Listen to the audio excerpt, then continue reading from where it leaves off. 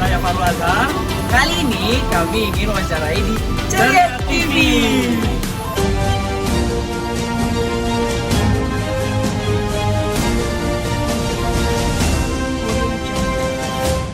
Assalamualaikum warahmatullahi wabarakatuh. Waalaikumsalam warahmatullahi wabarakatuh.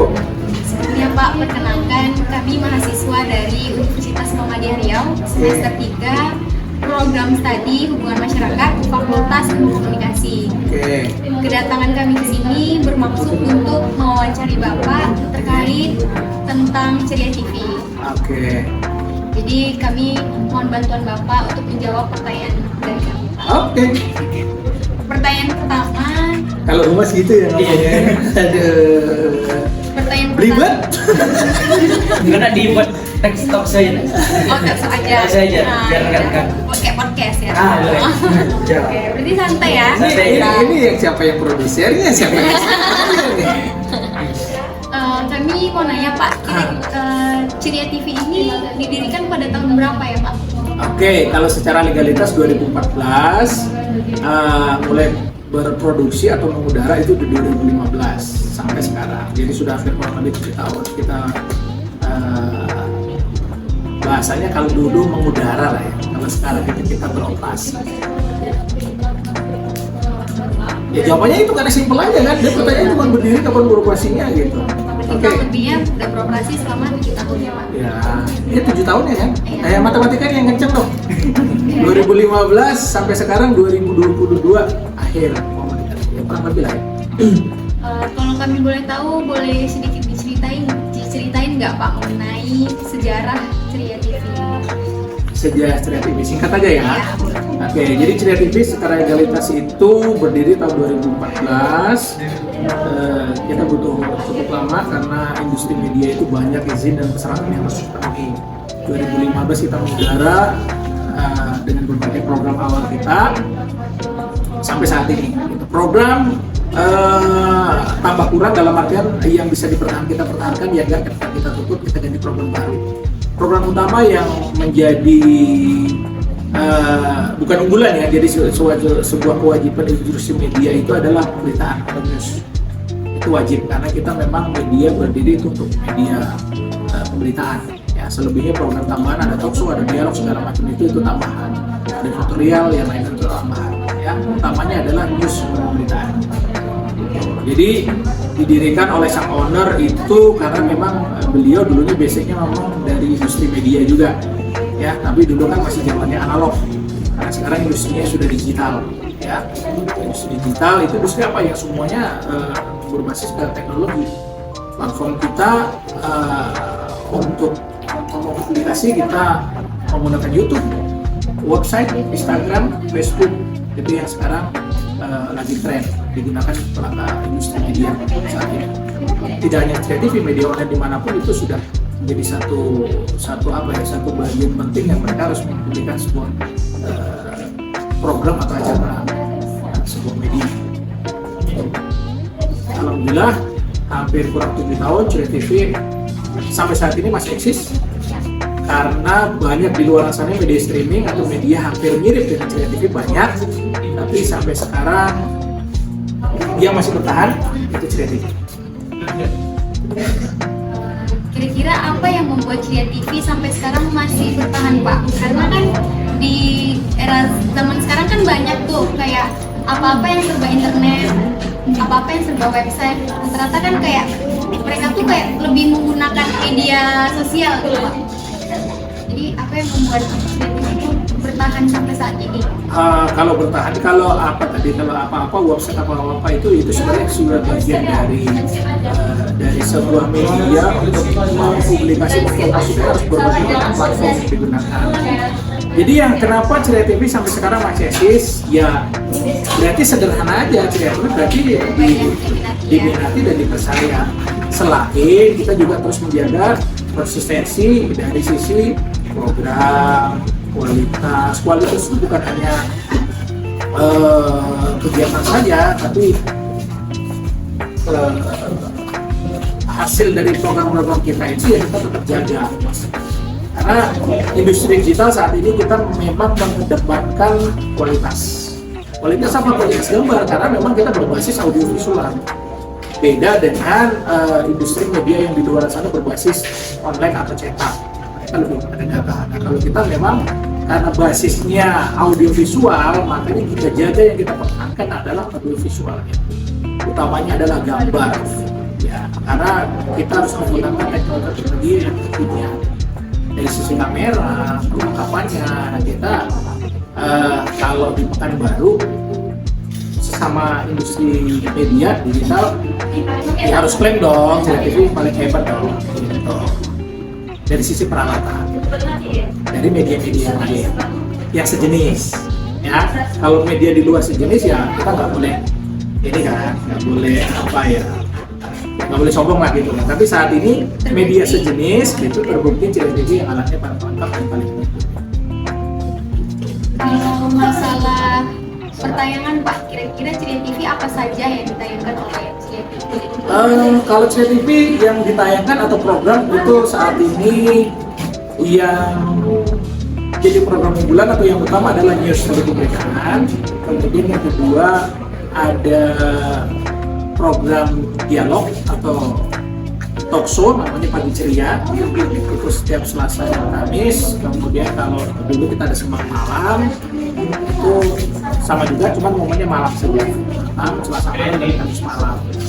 Terus kemudian program lain ya menyesuaikan karena kita juga bagian dari support event. Jadi event-event yang di luar sana yang butuh support kita untuk distribusikannya, kita saat ini sudah dipercaya dalam konteks lokal maupun nasional. Jadi terbesar, acara-acara besar yang pernah kita lakukan, yang kemarin kita liput, yang menjadi tim bagian dari support system adalah kegiatan R1 gitu. Presiden kita pernah lakukan, presiden, wakil presiden itu pernah kita lakukan. Event hampir semua, mau kelas lokal nasional udah pernah kita lakukan. Konser terbesar kita Tulus, Dewa 19, segala macam yang ada konser. Kalau kalian nonton di Skakoek, yang ada Skakoek gitu, itu timnya adalah CCTV, tim multicamnya. Ya, dalam waktu dekat ada Isyana Saraswati, tanggal 4 November itu juga CCTV. Jadi kalau kelasnya sekelas konser itu kita sudah biasa. Dan kenapa biasa? Ya kita nggak tahu karena mereka percaya aja dengan CCTV. Padahal industri seperti ini selain CCTV banyak. Yang sering dipakai. Yang dipakai CCTV. Berarti CCTV ini punya jam-jam tertentu gitu ya Pak untuk penayangannya sendiri Pak? Terkait program atau apa? Iya, terkait penayangan. Iya, penayangan program kalau kita untuk program news ya iya everyday setiap hari kecuali Sabtu Minggu ya. Karena kita ya kalau kegiatan yang lain yang sifatnya event tentu menyesuaikan. Jadi katakanlah besok ini di sana satu tanggal 4 ya berarti momen live eventnya tanggal 4. Dan sekarang itu juga masih ada kegiatan hari ini, besok itu kegiatan di luar dari jam kantor banyak. Kalau masalah inovasi Pak, apa ada inovasi terbaru mengenai CCTV? Inovasi saat ini belum ada karena membuat inovasi yang pastinya berdana kan butuh kreativitas, butuh kreator. Inovasi kita selalu inginkan, selalu kita mau buat. Yang terbaru kemarin kita memperbarui platform kita di Play Store. Kita sebenarnya sudah mau merambah dari awal, kita udah bermain di sana. Cuman bukan lebih di dalam nih, pengguna aplikasi itu lebih mudah mempromotnya sekarang itu lebih enak ke Instagram, ke YouTube itu dibanding ke aplikasi. Karena aplikasi itu ketika mereka install, mereka melihat sesaat, begitu mereka nggak butuh mereka akan hapus. Meskipun dalam recordnya begitu yang terinstall otomatis terinstall sekian ribu, sekian puluh orang gitu kan, tapi hanya listnya saja. Tapi yang aktif itu kita bisa lihat, nggak sebanyak itu. Tapi ketika kita melakukan siarannya katakanlah di YouTube atau di Instagram, kita udah bisa real time lihat siapa yang nonton, berapa trafficnya, kita udah bisa real time lihat. Kenapa kita sekarang lebih aware menggunakan Instagram, Facebook, dan YouTube? Karena itu yang era digital yang sekarang platform yang banyak digunakan, bukan saja nasional, lokal juga begitu. biar lebih, karena saya sendiri tuh kayak biar lebih gampang aja gitu Pak. Gampang menggunakan Kayak maksudnya tuh kayak bisa lebih di mana aja tuh bisa aja. Iya, karena industri digital itu kan anytime anywhere gitu. Jadi berpikirnya bagaimana sekarang itu industri media itu bukan apa maunya konsumen, tapi kita harus mengikuti konsumen. Gitu. Jadi sebisa mungkin bagaimana konsumen enjoy-nya di mana, kita harus hadir di sana gitu. Jadi nggak mau apa kata kita, gitu. Apa kata konsumen enjoy-nya di mana, kita harus ikut ke sana.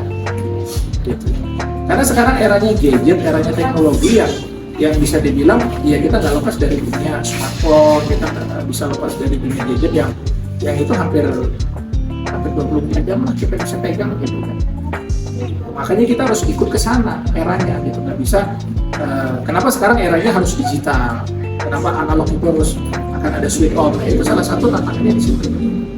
Jadi bukan kita saja, pemerintah juga sudah mulai memikirkan itu.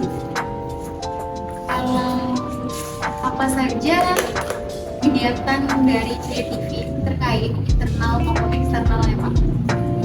Kalau kegiatan utamanya pasti di bisnis kita ya, di bisnis media utamanya ya, pastinya kegiatan utama kita memproduksi, mencari sebuah program namanya news berita. Itu tentu kita ada tim kita yang ke lapangan. Ya kerjanya apa? Nyari berita. Kita kan memproduksi berita. Itu yang utamanya. Yang lain-lain seperti ada dialog, ada talk show, itu sesuai dengan momen. Ketika kita ada momen-momen yang menarik atau ada event-event yang menarik yang perlu kita undang narasumber, kita letakkan di program namanya Pagi Ceria atau Sebab Malam. Nah, itu program itu ya karena kita khusus gitu loh, karena itu bisa dikatakan sebagai hiburan, juga sebagai ada nilai edukasinya di situ. Kalau kita kan hanya pure, kita hanya menginformasikan sebuah informasi kepada masyarakat. Ya nggak hiburan, kalau berita itu nggak ada hiburan, berita itu memang harus berita yang harus kita informasikan kepada masyarakat sesuai fakta di lapangan, dan itu harus berimplikasi kepada kepentingan masyarakat. Oke baik Pak, terima kasih. Udah gitu aja? Iya. Itu aja pertanyaan yang kita siapkan Pak. Oke, yang lain nggak ada tanya-tanya? Atau teman-teman ada yang pengen nanya? Oke. Pak, mau nanya, sekarang kan udah banyak nih saingan-saingan dari media-media lain. Nah, itu apa menjadi Bukan apa? banyak ya, sangat banyak. Iya, sangat banyak. Sangat Dan banyak. apa yang menjadi tantangan terhadap Ceria TV sendiri dengan media-media yang bermunculan yang baru-baru ini? Kalau tantangan secara umum, secara bisnis ya pastinya banyak ya. Artinya konten yang kita buat itu sebisa mungkin harus semenarik mungkin. Yang memiliki nilai itu apa saja, nilai edukasi, nilai ini, terus kemudian kita berupaya semaksimal mungkin, dan karena sesuai dengan kode etik juga kita harus menangkal berita-berita hoax. Jadi kita harus konsisten, teman-teman yang bisa bergabung di kita itu yang punya secara tanda kutip itu integritasnya itu di atas rata-rata, baik dia menulisnya, baik perilakunya, karena kita itu di lapangan jadi cerminan sebuah media gitu. Ketika di lapangan yang muncul siapa, dia akan ditanya dari brand mana, dari media mana. Ketika sudah muncul itu tahu bahwa integritas kita tak bisa dipegang, karya kita tak bisa dipegang, ya otomatis begitu kena orangnya pasti kena sama medianya. Itu udah otomatis. Berarti menjaga kepercayaan. Menjaga kepercayaan mitra itu yang paling utama. Menjauhkan fakta-fakta yang tidak benar itu harus kita jauh. Karena nanti teman-teman akan melihat, katakanlah kita mau berproses seorang jurnalis gitu di media apapun lah gitu. Kalau medianya sudah kredibel, ketika kita melakukan kesalahan itu endingnya bukan ke kita aja, semuanya berdampak sampai ke belakang. Ketika seorang wartawan memberitakan hoax yang dia nggak bisa faktanya diuji, ya otomatis ini wartawannya pasti wartawan hoax. Pasti semuanya kena. Masih semuanya. Gitu. Meskipun secara proses hukum katakanlah ada nanti berefek kepada hukum, itu yang kena selain pribadi juga perusahaan. Gitu. Tapi kalau media yang sudah kredibel dalam perspektif sesuai aturan ya yang dibina oleh Dewan Pers, katakanlah dia sudah mengikuti kode etik, tersertifikasi segala macam, ketika ada kesalahan itu ada katakanlah ada orang komplain, itu nggak bisa serta-merta langsung dilaporin gitu. Jadi ada ranahnya dulu, namanya ranahnya Dewan Pers. Diuji dulu berita yang dibuat, kalimat yang dibuat itu diuji sama Dewan Pers dulu. Kalau memang itu menyalahi aturan atau katakanlah menyudutkan satu pihak atau nama seseorang atau apapun gitu, itu masih ada satu toleransi dulu, namanya hak koreksi dan hak jawab. Jadi nggak bisa langsung proses, polisi juga nggak bisa langsung proses gitu loh. Tapi dikasih hak jawab dulu, hak koreksi. Ketika sudah media sudah melakukan koreksi, oke, pihak katakanlah yang kita beritakan, oke, sesuai, nyaman, saya tidak keberatan, oke, nggak ada masalah. Lulus ya, bukan lulus ya, artinya nggak bisa diproses gitu. Tapi ketika tak bisa dipertanggungjawabkan, hak jawab dan hak koreksinya tidak bisa dipenuhi, itu katakanlah orang yang berkeberatan, orang yang bisa diproses kita dikatakan apa? Jadi kalau media sudah kredibel dalam tanda kutip di bawah bina Dewan Pers atau di bawah legasi Dewan Pers, dia sudah tersertifikasi, wartawan termasuk orangnya, termasuk karyanya itu dilindungi. Karena undang-undang pers itu melindungi bukan saja karyanya, tapi yang membuat karyanya. Yang membuat karya siapa? Ya wartawannya, dia akan dilindungi. Jadi ketika ada kesalahan, dia akan dicek dulu, diteliti, dibahas, ada timnya, analisisnya. Oke, ini bahasanya nggak masalah nih kok, laporan aja orang itu kok. Biasa kan, itu agak tersinggung sedikit gitu kan, biasa kalau misalkan. Tapi setelah dianalisa oleh Dewan Pers, Dewan Pakarnya, nggak ada masalah ini. Ya nggak perlu ada tuntutan, nggak perlu ini gitu. Justru kita bisa menuntut balik gitu. Tapi kalau media-media yang belum, katakanlah belum terakreditasi, belum tersertifikasi, itu katakanlah menyudutkan satu pihak atau seseorang segala macam dari bahasa dan tulisannya, ini mereka bisa diproses langsung. Jadi kepolisian sekarang itu juga nggak bisa serta-merta begitu ada aduan mereka langsung tangkap gitu, bisa. Mereka harus cross check dulu Dewan Pers gitu. Oke, nggak ada masalah kok, ya udah nggak bisa diterusin. Itu bisa jadi cuma yang kita laporkan itu bapak masa ini. Siapa namanya? Nimas. Ya? Nimas. Nimas. Tergambar ya kira-kira? Tergambar. Oke. Ya, yang lain apa kira-kira?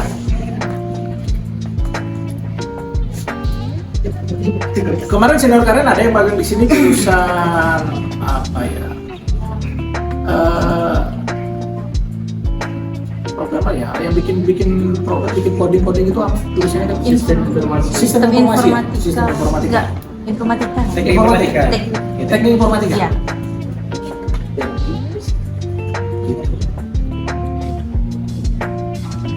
Mungkin sekian Pak. Dah, udah pulang lagi. Terima kasih Pak. Oke. Banyak.